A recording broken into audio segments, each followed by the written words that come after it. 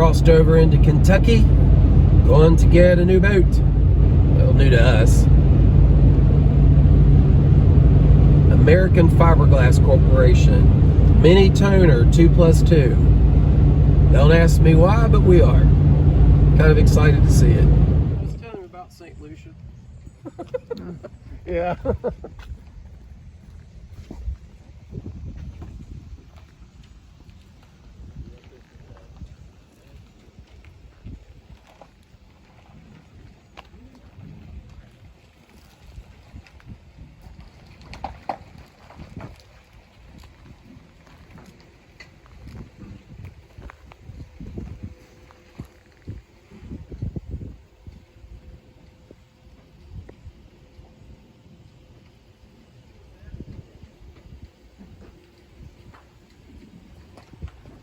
Got a name picked out for it? Not yet.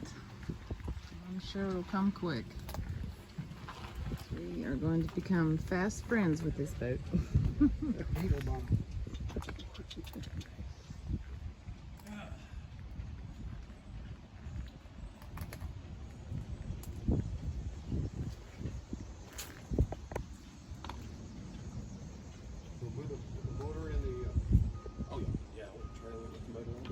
It's loose. Okay.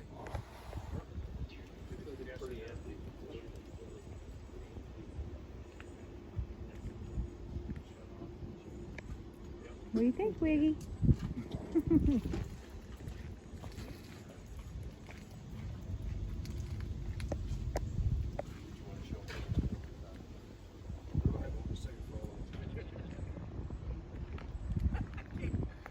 Pulling rocks out. That's why these shoes were on sale. Okay. So you had a mass cradle, I believe, installed? Oh, excellent. Okay, and then what, across the bow rail, or how do you transport it in the front? I think it onto the mast. I think it to the bow pulpit. Gotcha. Cucumbers this year, and did really well with that too. So, and beans. So I never would guess that my kid would end up being a farmer.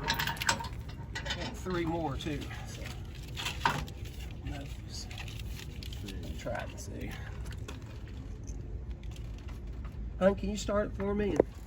Shrimp wrap, it comes on a stick, and That's smart. the boats that we have, we travel with, and so it allows us to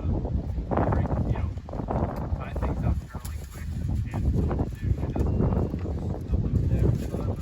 All right, listen to me, so I will leave you in peace. see, you still got this here, yeah.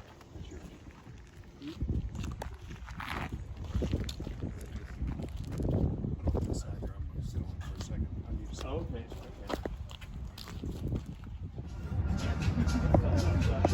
Well, go get your puppy.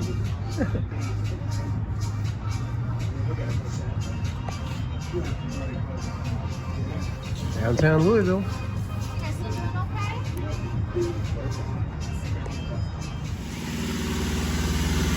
Well, it's not the weekender, obviously, and it's a rainy weekend, but that's not going to slow me down. So, brought it in Friday. We'll see. I think I can have her ready by the time we leave for Hatteras. She doesn't need much, but she needs everything, if that makes sense. Weekender's still ongoing, making a lot of progress on her. I don't want to get too much out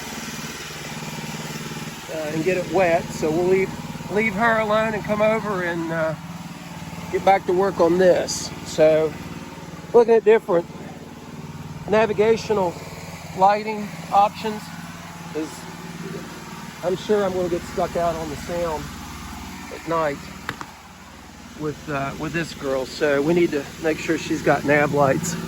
So I've got some different options. Yeah, we'll see. 4 holes in a boat, which you've heard me discuss that in past videos. I hate putting holes in a boat. But if it makes it better, makes it safer, then I guess that's the options we've got. I didn't video a lot of the work I've already done, like changing the motor mount out. Wood had had it, seen better days. And then a lot of work on the transom. Basically just new through hauls, well, not new through hauls, but cleaning them up, make sure they're seated properly and sealed properly. All new plumbing inside so that she drains. I don't need a wet boat. And then we got some, obviously, rear stern well work to knock out. One of which is straighten this. So I'll keep you posted. Again, the Weekender project is still on task. Fix some other places on it, and I'll show that in a later video. The McGregor, yeah, it looks like a freaking boatyard here, but I've got an understanding wife and accomplishing things. So as long as that keeps going that direction, we'll keep doing what we're doing. So that being said, I'm gonna get back to work and try not to ruin my phone in the rain. See.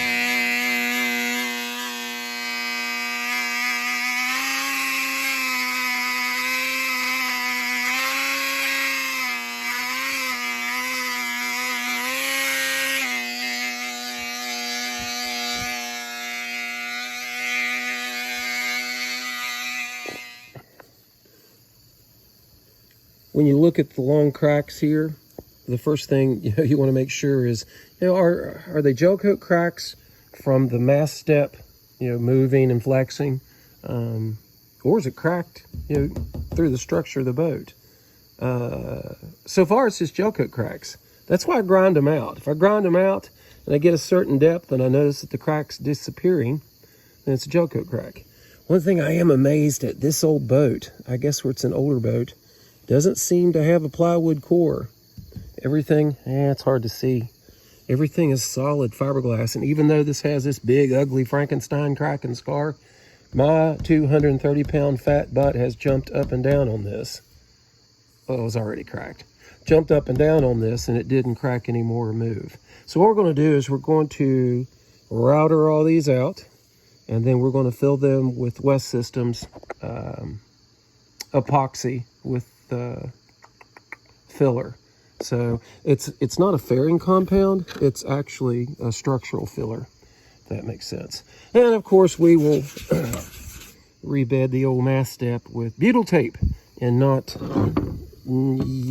clear caulk, whatever. Okay.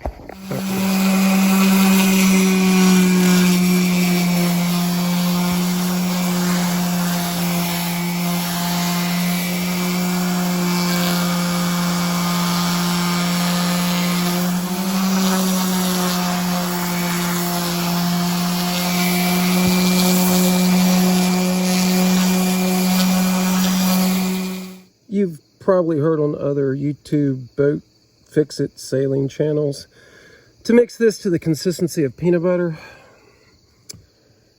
Yeah, I think I'm more Play-Doh consistency, because when you put it on a crack like that that's vertical, you don't want it to run down the side of the boat, which will cause you a lot more sanding. So we're going to spread this out into the cracks. Smooth it out as much as we can with our squeegee, and then we're going to let it sit. Well, it's not the Stevenson, obviously, the Weekender. I think it's ready to go. The rest of the paint work I'll do when I get back. I just don't think it'll harden enough before we take the boat and put it on the sound. And there's some more cosmetic things I want to do, but for the most part, the tiller, the rudder, engine mount, swim ladder are all installed. Sails look good, a little stretched out, but I think they'll do. Looks like a 110 gin. It's not bad. I like the Traveler system on it. In fact, there's really nothing about this little boat I don't like. I noticed the reef points in the main and reef points in the gin, so that'll help us out if it gets a little crazy on the sound. Alrighty, stay tuned for more adventures with the American Fiberglass Corp. And this is the example of a poor man's bimini. So, tarp from Harbor Haight. It's a canvas tarp, so it should be able to withstand some wind. and some strategic tie downs, little stainless steel loops, fore and aft, and you have a homemade bimini. So poor man's bimini. So low budget and should be good to go. We'll see how it holds up out on the sound, out on the water. We get some wind whipping. I think it should do pretty good.